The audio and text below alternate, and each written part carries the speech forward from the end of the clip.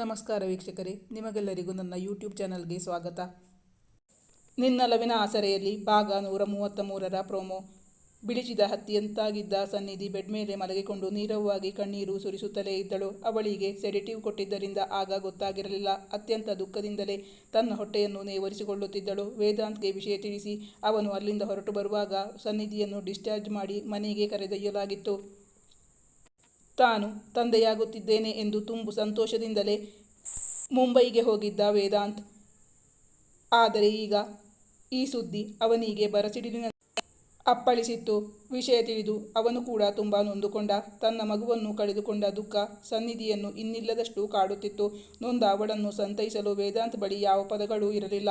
ಈ ನೋವು ಸಂಕಟದಲ್ಲಿ ವೈದ್ಯರು ಮಗನನ್ನು ಬಂದು ಕಾಣಲು ಹೇಳಿದ ವಿಷಯವನ್ನು ಮಗನಿಗೆ ತಿಳಿಸಲು ಮರೆತೇ ಬಿಟ್ಟಿದ್ದರು ಕುಸುಮ. ದಿನಗಳು ಉರುಳಿದವು. ಯಾರು ಎಷ್ಟೇ ಸಂತೈಸಿದರೂ ಸನ್ನಿಧಿಯ ದುಃಖ ಕಡಿಮೆ ಆಗುವಂತಹದ್ದಾಗಿರಲಿಲ್ಲ. ಸುಮಾರು 1 ವಾರಗಳ ಕಾಲ ವೇದಾಂತ್ ಅವಳನ್ನು ಬಿಟ್ಟು ಅತ್ತಿತ್ತ ಕದಲಿರಲಿಲ್ಲ. ವೇದಾಂತ್ 15 ದಿನಗಳ ಕಾಲ ಅವಳನ್ನು ಗೋವಾಕ್ಕೆ ಕರೆದುಕೊಂಡು ಹೋಗಿದ್ದ. ಮೇಲ್ನೋಟಕ್ಕೆ ಅವಳು ತುಸು ಚೇತರಿಸಿಕೊಂಡವಳಂತೆ ಕಂಡಳು.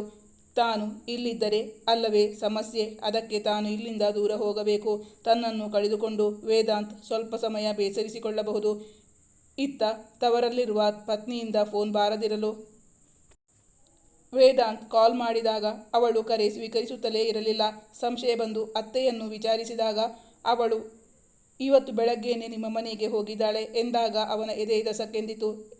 ಬೆಳಿಗ್ಗೆ ತವರು ಮನೆಯಿಂದ ಹೊರಟವಳು 3 ಕಿಲೋಮೀಟರ್ ದೂರ ಬರಲು ಇಷ್ಟು ಹೊತ್ತು ಬೇಕೆ? ಹಾಗಾದರೆ ಹುಡುಗಿ ಎಲ್ಲಿಗೆ ಹೋದಳು? ರೈಲ್ವೆ ಸ್ಟೇಷನ್, ಬಸ್ ಸ್ಟಾಪ್ ಎಲ್ಲ ಕಡೆಯೂ ಹುಡುಕಿದರೂ ಅವಳ ಪತ್ತೆಯೇ ಇಲ್ಲ. ಅವಳ ಗೆಳತಿಯರ ಬಳಿಯೂ ವಿಚಾರಿಸಲಾಯಿತು. ಹಾಗಾದರೆ ತುಂಬ ನೊಂದುಕೊಂಡ ಸನ್ನಿಧಿ ಎಲ್ಲಿಗೆ ಹೊರಟು ಹೋದಳು? ಪತ್ನಿಯನ್ನು ಕಾಣದ ವೇದಾಂತ್ ಕಂಗಾಲಾಗಿ ಪೊಲೀಸ್ ಸ್ಟೇಷನ್ನಲ್ಲೂ ಕಂಪ್ಲೇಂಟ್ ಕೊಟ್ಟ. ಮತ್ತೆ 2 ದಿನಗಳು ಕಳೆದಾಗ ಪೊಲೀಸರಿಂದ ಕರೆ ಬಂದಾಗ ವೇದಾಂತ್ಗೆ ಇನ್ನಿಲ್ಲದ ಆತಂಕದಿಂದ ಅವನ ದೇಹ ಕಂಪಿಸಲಾರಂಭಿಸಿತ್ತು. ಮುಂದಿನ ಸಂಚಿಕೆಯಲ್ಲಿ ವೀಕ್ಷಿಸಿ.